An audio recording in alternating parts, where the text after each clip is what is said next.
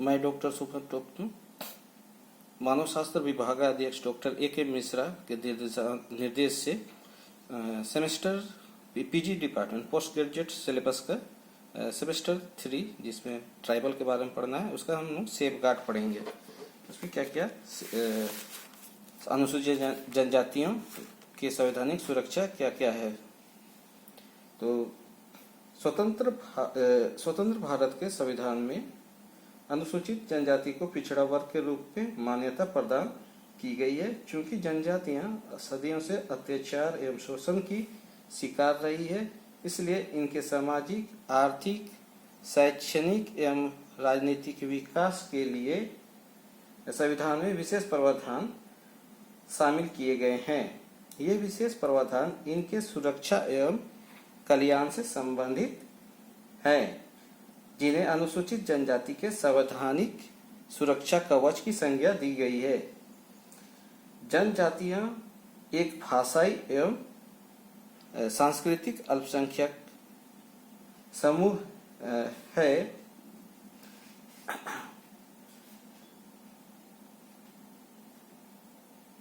इसलिए इनका संरक्षण एवं समाज के साथ एकीकरण संविधान का एक मुख्य उद्देश्य है। अनुसूचित जनजाति के विशेष संवैधानिक प्रावधान संविधान के द्वारा सकारात्मक प्रयास है, ताकि इनका आर्थिक एवं शैक्षणिक विकास कर रहे राष्ट्र की मुख्य कर इन्हें शैक्षणिक विकास कर इन्हें आर्थिक एवं शैक्षणिक विकास कर इन्हें राष्ट्र की मुख्य धारा के साथ एकीकृत किया जा सके। संविधान में ना तो अनुसूचित जनजाति की कोई परिभाषा दी गई है और न ही इनके निर्धारण के लिए कोई मापदंड स्थापित किया गया है। भारतीय संविधान में कुछ जनजातियों को अनुसूचित जनजाति के रूप में मान्यता प्रदान किया गया है। अनुच्छेद 366 धारा 25 के अंतर्गत अनुसूचित जनजाति का अर्थ वैसी जनजातियों या समुदाय से है जिनकी संविधान के उद्देश्य के लिए अनुच्छेद 342 में अनुसूचित जनजाति के रूप में पहचान की गई है। शेड्यूल ट्राइब के विकास यानी अनुसूचित जनजाति के विकास एवं कल्याण का दायित्व राष्ट्रपति एवं राज्यपाल के माध्यम से किसके राष्ट्रपति एवं राज्यपाल के माध्यम से लोकप्रिय सरकार को प्राप्त है। अनुच्छेद 342 के अंतर्गत राष्ट्रपति राज्यपाल की सहमति से लोक अधिसूचना जारी कर किसी जनजाति, गलती से मैं काट दिया हूँ, जनजाति या समुदाय को संविधान में सूचीबद्ध कर सकता है। जनजाति या समुदाय को संविधान में सूचीबद्ध कर सकता है। किसके परामर्श से? 342 के अनुच्छेद 342 के अंतर्गत राष्ट्रपति राज्यपाल की सहमति से लोक अधिसूचना जारी कर किसी जनजाति या समुदाय को संविधान में सूचीबद्ध कर सकता है, जो विशेष प्रावधानों के उपयोग के लिए अधिकृत होगा। संसद अधिनियम के द्वारा किसी जनजाति को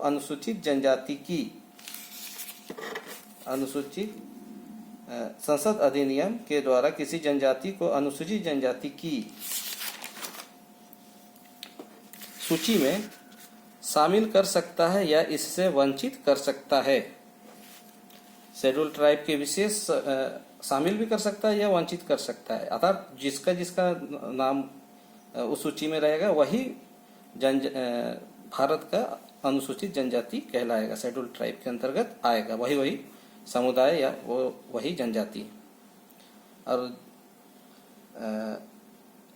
शेड्यूल ट्राइब के विशेष संवैधानिक प्रावधानों को विस्तृत तौर पर 2 श्रेणियों सुरक्षा संबंधी उपबंध एवं विकास संबंधी उपबंध में बांटा गया है। सुरक्षा संबंधी उपबंध अनुसूचित जनजाति के विकास के लिए आवश्यक है, क्योंकि इनके हितों की सुरक्षा से ही इनका विकास संभव है या इन्हें सामाजिक एवं आर्थिक शोषण तथा अन्याय से संरक्षण प्रदान करता है। अब हम लोग देखते हैं सुरक्षा संबंधी उपबंध क्या क्या है। अनुच्छेद 15 का 4 में या बोल सकते हैं 15 का घ, इनके सामाजिक, आर्थिक एवं शैक्षणिक हितों के उत्थान या विकास से संबंधित है। इसमें राज्य को अधिकार है कि शेड्यूल कास्ट अनुसूचित जाति एवं शेड्यूल ट्राइब अनुसूचित जनजाति के लिए विशेष प्रावधान की व्यवस्था करे। इसी के तहत इन शैक्षणिक संस्थाओं में आरक्षण प्रदान किया गया है। अब अनुच्छेद 16(4) में लिखता है, राज्य को अधिकार है कि यदि वह आवश्यक समझे तो शेड्यूल कास्ट एवं शेड्यूल ट्राइब के लिए सरकारी सेवाओं में आरक्षण की व्यवस्था कर सकता है। अनुच्छेद 19 में लिखते हैं, अनुच्छेद 19 का 5 में, इसमें जनजातीय संपत्ति के हस्तांतरण पर रोक लगा सकती है ताकि संपत्ति में जनजातीय हितों की रक्षा हो सके। उसके बाद है अनुच्छेद 23। अनुच्छेद 23 में कहता है, राज्य मानव के दुर्व्यापार एवं बलात् श्रम का प्रतिषेध करेगा। इससे बंधुआ मजदूरी एवं बेगार की प्रथा का उन्मूलन होगा। बंधुआ मजदूर की कुप्रथा के अंतर्गत अधिकांश शेड्यूल कास्ट एवं शेड्यूल ट्राइब के सदस्य शामिल है। इसके लिए बंधुआ मजदूर उन्मूलन अधिनियम 1976 पारित किया गया है। अब अनुच्छेद 29 देखते हैं हम लोग। राज्य इन पर कोई अन्य भाषा या संस्कृति आरोपित नहीं करेगी तथा इन्हें अपनी भाषा एवं संस्कृति को संरक्षित रखने का अधिकार होगा। अब अनुच्छेद 46 में कहता है, राज्य का यह नैतिक दायित्व होगा कि वह अनुसूचित जाति एवं अनुसूचित जनजाति के शैक्षणिक एवं आर्थिक हितों के विकास पर विशेष ध्यान दे। हालांकि राज्य के नीति निर्देशक तत्व का प्रावधान होने के कारण सरकार इसे लागू करने के लिए बाध्य नहीं है। अनुच्छेद 164 में देखते हैं, इसके अंतर्गत छत्तीसगढ़, झारखंड एवं उड़ीसा एवं मध्य प्रदेश के राज्यों में जनजातीय कल्याण के लिए जनजातीय कल्याण मंत्रालय के गठन का व्यवस्था की गई है। 94 संशोधन में झारखंड और छत्तीसगढ़ का नाम आया, क्योंकि उससे पहले तो ये उसी चूंकि बाद में ही ये लोग अलग राज्य के रूप में आए और उसी को इन सब का नाम 94 संशोधन के बाद हुआ, नहीं तो उससे पहले बिहार, उड़ीसा, मध्य प्रदेश ही था। छत्तीसगढ़ और झारखंड का नाम बाद में आया। अब अनुच्छेद 244 देखते हैं। यह अनुच्छेद संविधान से संलग्न, यह अनुच्छेद संविधान की 5वीं एवं 6ठी अनुसूची से संलग्न है, जिसमें जनजातीय जनसंख्या बाहुल्य क्षेत्रों के लिए विशेष प्रशासन का प्रावधान है। 5वीं अनुसूची में हिमाचल प्रदेश, राजस्थान, गुजरात, महाराष्ट्र, मध्य प्रदेश, छत्तीसगढ़, आंध्र प्रदेश, उड़ीसा एवं झारखंड के जनजातीय जनसंख्या के संकेंद्रण के क्षेत्रों में अधिसूचित क्षेत्र का निर्माण किया गया है। राज्यपाल को अधिसूचित क्षेत्र के प्रशासन के लिए विशेष विधायी अधिकार प्राप्त है। 6ठी अनुसूची में असम, मेघालय, मिजोरम एवं त्रिपुरा के जनजातीय बहुल क्षेत्रों को जनजातीय क्षेत्र घोषित किया गया है। इनके लिए स्वायत्त शासी प्रदेशों का गठन होता है, जो जनजातीय जीवन से संबंधित महत्वपूर्ण निर्णयों को लेने के लिए प्राधिकृत है। अब देखते हैं हम लोग अनुच्छेद 330। अनुसूचित जनजाति के लिए उनकी जनसंख्या के अनुपात में लोकसभा में राजनीतिक संरक्षण का प्रावधान है। वर्तमान में इनके लिए लोकसभा में कुल 40 सीट आरक्षित हैं। अनुच्छेद 332, इसके अंतर्गत अनुसूचित जनजाति के लिए विधानसभा में आरक्षण का प्रावधान है। अब हम देखते हैं अनुच्छेद 334। प्रारंभ में अनुसूचित जनजाति के लिए लोकसभा एवं विधानसभा में आरक्षण की व्यवस्था केवल 10 वर्ष के लिए की गई। इस अनुच्छेद में इस बात का उल्लेख है कि संशोधन के द्वारा इनके लिए राजनीतिक आरक्षण की अवधि बढ़ाई जा सकती है। 9 दिसंबर को लोकसभा में संविधान 126वां संशोधन बिल 2019 प्रस्तुत किया गया। इस बिल के द्वारा शेड्यूल कास्ट और शेड्यूल ट्राइब के लिए आरक्षण को 10 वर्ष के लिए बढ़ाया जा रहा है। यह 25 जनवरी 2020 तक की इससे पहले मान्य थी, जिसको फिर से 126वां संशोधन करके बढ़ाया गया। अनुच्छेद 335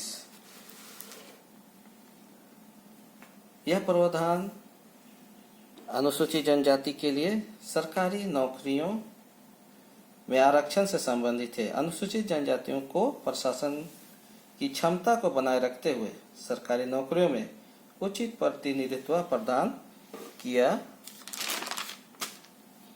जाएगा। पदोन्नति में भी इसके लिए आरक्षण की व्यवस्था है। इसके लिए इनकी अर्हता एवं योग्यता में भी नरमी बरती जाएगी। अनुच्छेद 338 राष्ट्रपति के द्वारा इनके संवैधानिक प्रावधानों के क्रियान्वयन की समीक्षा के लिए विशेष पदाधिकारी की नियुक्ति की जाएगी, जो समय समय पर राष्ट्रपति को अपनी रिपोर्ट देगा। 65वें संविधान संशोधन अधिनियम 1990 के द्वारा संवैधानिक व्यवस्था के रूप में अनुसूचित जाति राष्ट्रीय आयोग एवं अनुसूचित जनजाति राष्ट्रीय आयोग दो अलग अलग राष्ट्रीय आयोग कार्यरत हैं। श्री नंद कुमार साय अनुसूचित जनजाति राष्ट्रीय आयोग के वर्तमान अध्यक्ष हैं।